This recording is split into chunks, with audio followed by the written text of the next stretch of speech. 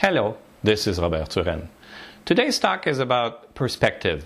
Now, don't go away. We're going to try to make it as simple as possible, basically using a few tricks so that our brain has less trouble making the drawings.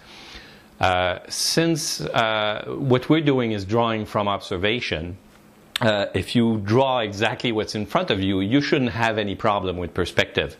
Everything that you look at is placed the right way.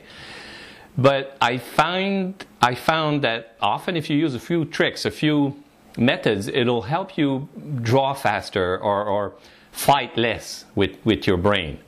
I'll give you an example. Let's say that you make a circle, and then in your circle you add some shade.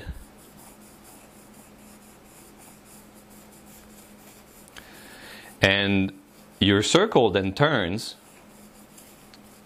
into a sphere, into a ball, a fruit, just a marble. So our brain is able to interpret the three-dimensional representation here. Now, if I go like this and I add a second element,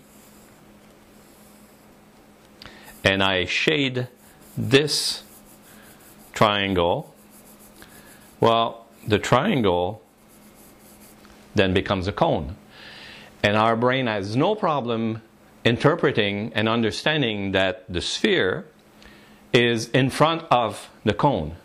And the only trick that I used was rule number one: if an object is closer to you and an object is behind it, then there'll be some of the second object that's missing. It is obvious. Like, we know that my surface here is two-dimensional, so the ball is not in front of the cone. But our brain understands the signal. It understands that when it looks at a 3D object, this is what it's seeing. So this is acceptable three-dimensional representation.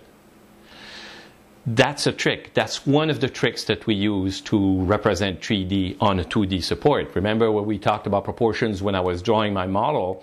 Well, this is another trick. And in the coming presentations, I'm going to use color, I'm going to use shading, sfumento. I'm going to use different methods to help and enhance the 3D illusion of what we're putting in a 2D support. That's one of the constraints of painters, for painters and drawers, is we work on a 2D support and we represent what's around us in 3D.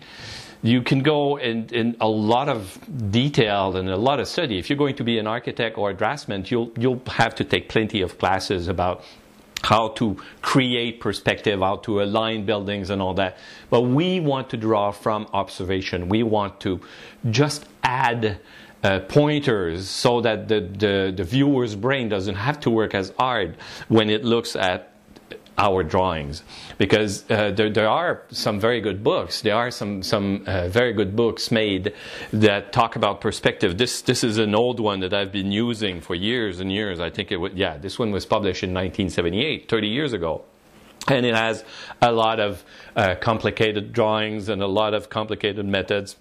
There's even a section on how to draw, how to do perspective when you're looking through a mirror and looking at a mirror. So that's not what we want to do in these talks. We want to draw from observation, but knowing a few simple rules about perspective will help us fight less, because our brain is so used to looking at 3D objects, 3D world that's around us. To transfer it to a 2D support always requires a lot of work from the artist, and you want to do all the work yourself so that the viewer doesn't have to do all the work. So we'll come back on this later. We'll do many more exercises, and until then, we'll try just making a few samples of in front and behind, and you'll see that you'll get better at it right away. Until then, until next time, have fun.